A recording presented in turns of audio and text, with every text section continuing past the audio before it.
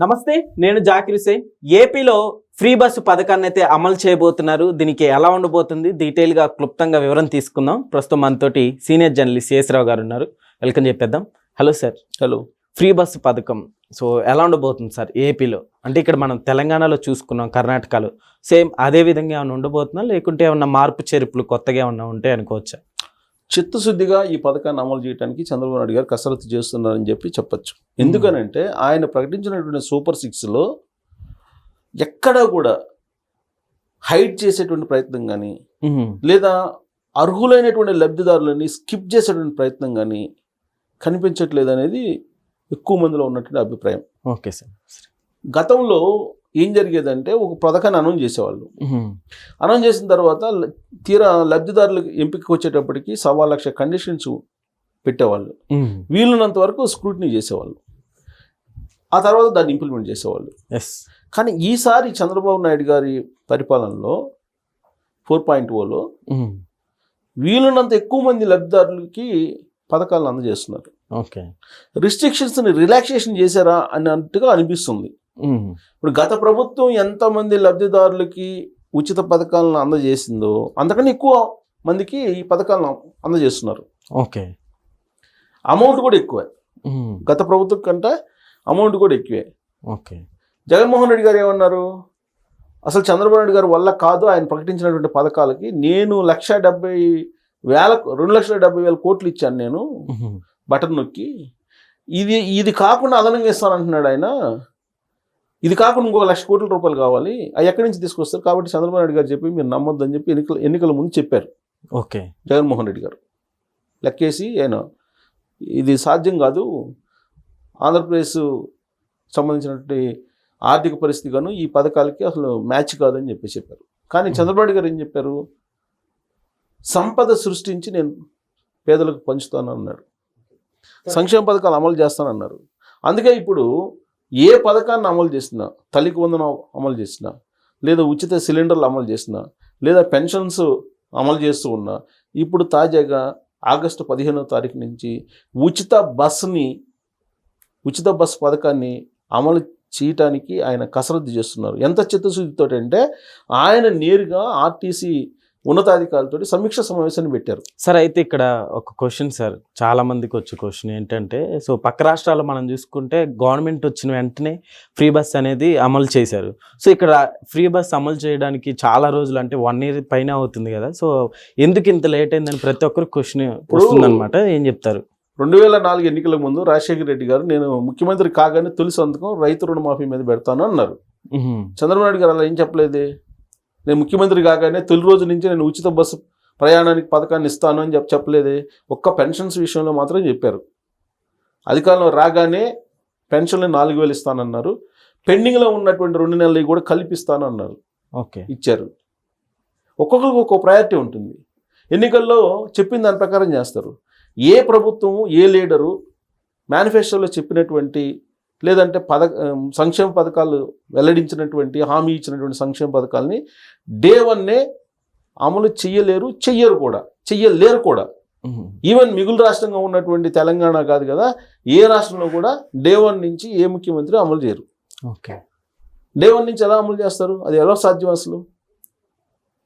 ఒక్కటి ఆయన చెప్పాడు, పెన్షన్స్ని నువ్వు రాగానే ముఖ్యమంత్రి కాగానే 4,000 రూపాయలు ఇస్తాను, పెండింగ్ 2 నెలలు కూడా కల్పిస్తానన్నారు, ఇచ్చారు.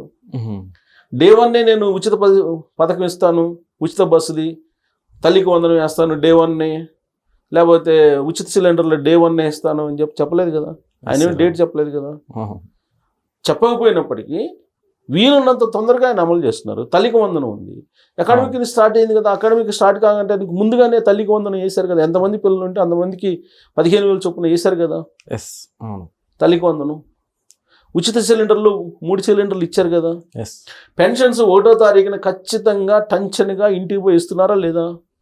4,000 రూపాయలు. అంతకుముందు ఎంత ఇచ్చారు? 2,750 రూపాయలు ఇచ్చారు జగన్మోహన్ రెడ్డి గారు. అదే చంద్రబాబు నాయుడు గారు 4,000 రూపాయలు ఇస్తున్నారు కదా, 1వ తారీఖు ఇంటికి వెళ్ళి ఇస్తున్నారు కదా. ఇప్పుడు సూపర్ 6లో భాగంగా ఉచిత బస్సు పథకాన్ని ఆగస్టు 15వ తారీఖు నుంచి అమలు చేయబోతున్నారు. దీన్ని అమలు చేయడానికి ఆయన ఎంత చిత్తశుద్ధిగా కసరత్తు చేశారని అంటే ఆయన ఏదో పొగుడుతాం మనం చెప్పడం కాదు, కానీ గతంలో ఆయన పరిపాలన నేను కూడా చూశాను, రిపోర్ట్ చేశాను. నేను రాసినటువంటి కొన్ని న్యూస్కి అసెంబ్లీలో గందరగోళం అయిపోయారు కూడా తెలుగుదేశం పార్టీ అప్పట్లో. Telugu Desam party government food per work బియ్యం 4,000 కోట్లు కొమ్ముకోవడానికి సంబంధించినటువంటి దాన్ని నేనే యాస్కీ దగ్గర ఒక రిపోర్ట్ తీసుకొని నేనే ప్రజెంట్ చేశాను అది అప్పట్లో 2004 ఎన్నికలకు ముందు.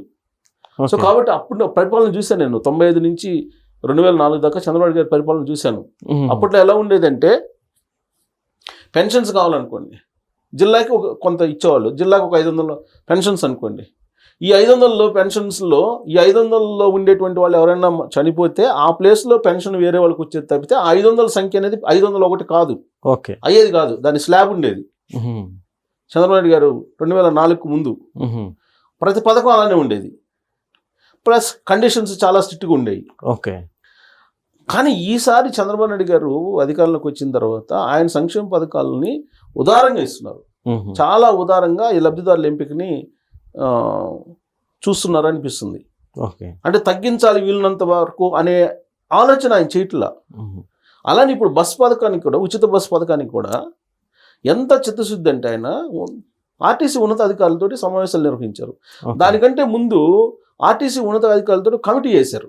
కమిటీ చేసి కర్ణాటకలో ఎలా ఇంప్లిమెంట్ చేస్తున్నారు, తెలంగాణలో ఎలా ఇంప్లిమెంట్ చేస్తున్నారు, ఢిల్లీలో ఎలా ఇంప్లిమెంట్ చేశారు మీరు ఒకసారి అధ్యయనం చేయండి.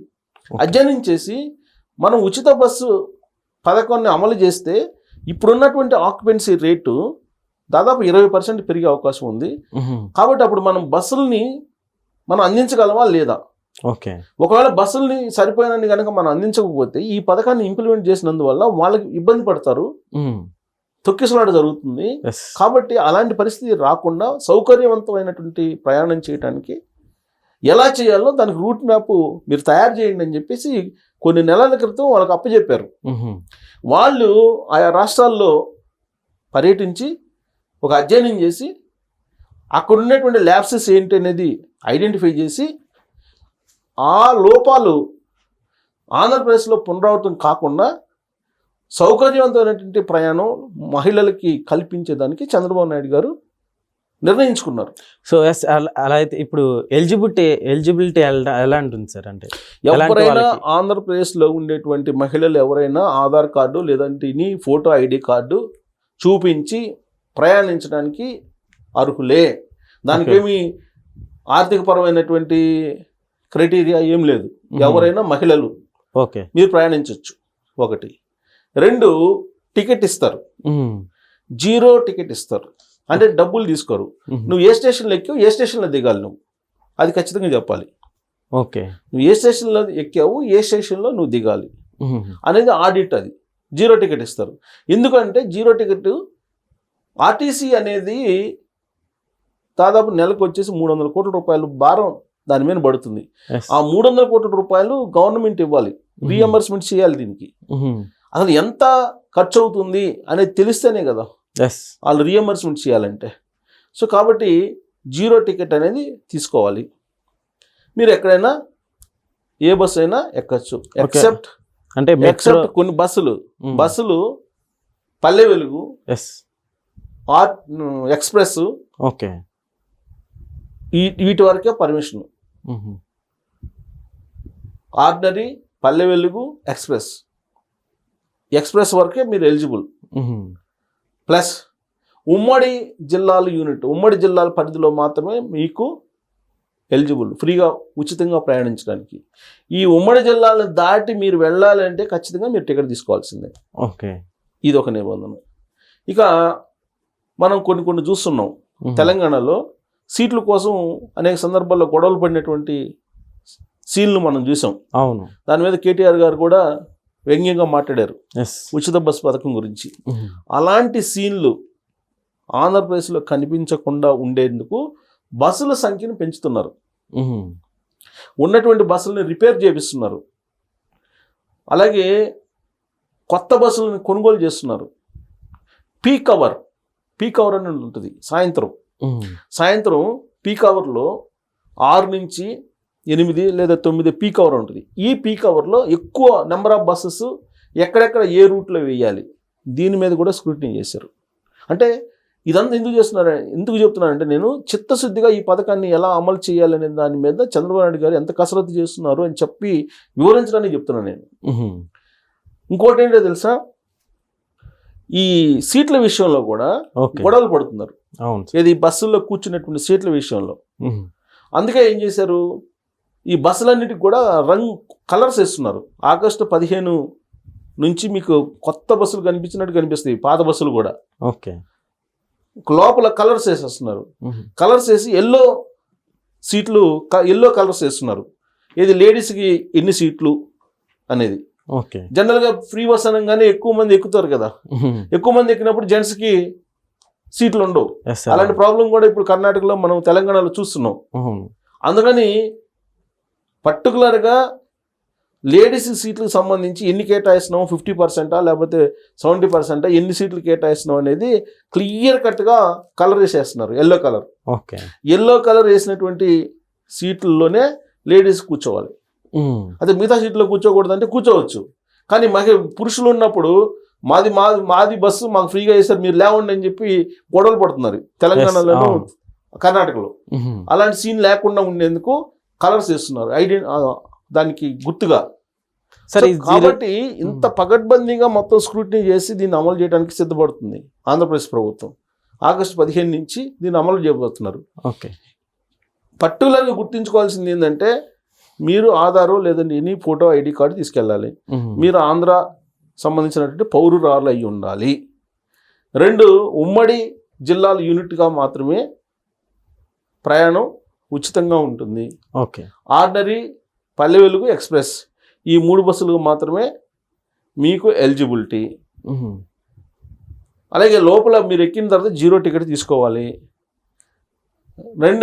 తర్వాత ఇంకో పాయింట్ ఏంటంటే మీకు సీట్ల విషయంలో కూడా క్లారిటీగా గుర్తింపు ఇచ్చారు కలర్స్ వేసి. ఓకే, సో ఇన్ని రకాల జాగ్రత్తలు తీసుకొని ఉచిత బస్సు పథకాన్ని చంద్రబాబు నాయుడు గారు అమలు చేయడానికి సిద్ధమయ్యారు. ఆగస్టు 15వ తారీఖు నుంచి ఇట్టి పరిస్థితుల్లో అమలు చేయాలని చెప్పి ఆర్డర్ పాస్ చేశారు. ఓకే, అంటే ఉన్నతాధికారులు ఏం చెప్తున్నారంటే ఆ బస్సులు రిపేర్ చేస్తున్నామండి అప్పుడు కావు అది ఇది అని చెప్పి చెప్తున్నారని చెప్పి తెలిసింది రివ్యూ మీటింగ్లో. నో, ఇంకా పోస్ట్పోన్ చేయడానికి లేదు. ఆగస్టు 15వ తారీఖు నుంచి ఖచ్చితంగా దీన్ని అమలు చేయాల్సిందని చెప్పి ఆర్డర్ పాస్ చేస్తే యుద్ధ ప్రాతిపదికన రాత్రింబౌళ్ళు పనిచేస్తున్నారు. బస్సుల్ని రిపేర్ చేయటం కానీ, కలర్ సీటింగ్ కానీ ఇవన్నీ కూడా. ఓకే, అది చంద్రబాబు నాయుడు గారికి ఉన్న చిత్తశుద్ధి సంక్షేమ పథకాలను అమలు చేయటంలో. ఇక ఆల్రెడీ అన్నదాత సుఖీభావ్ని కేంద్ర ప్రభుత్వం ఇచ్చేటువంటి డబ్బులతోటి వేయడానికి సిద్ధమైంది. బీసీకి సంబంధించినటువంటి రక్షణ చట్టం ఒకటి, అది ఎలాగో చేస్తారు. సూపర్ 6 అమలైనట్టే కదా. ఇంకా సూపర్ 6 అమలు కాదు ఎక్కడ. పైగా చిత్తశుద్ధుడు అమలు చేస్తున్నారు. ఇప్పుడు ఎంతమంది పిల్లలు ఉంటే అంతమందికి 15,000 వేస్తానన్నారు. తల్లికి వందనం వేశారు కదా. సో కాబట్టి ఈసారి సంక్షేమ పథకాలు అమలు చేయడంతో పాటు ఆ అమలు చేయటంలో కమిట్మెంట్ కనిపిస్తుంది. గతం కంటే భిన్నంగా ఈసారి కమిట్మెంట్ కనిపిస్తుంది. ఆ కమిట్మెంట్ని చూస్తే కనుక ఖచ్చితంగా అన్ని పథకాలు సక్సెస్ అవుతాయని చెప్పి అనిపిస్తుంది. అలాగే ఉచిత బస్ ప్రయాణం సంబంధించింది కూడా ఖచ్చితంగా సక్సెస్ అవుతుంది. Okay, okay sir, thank you.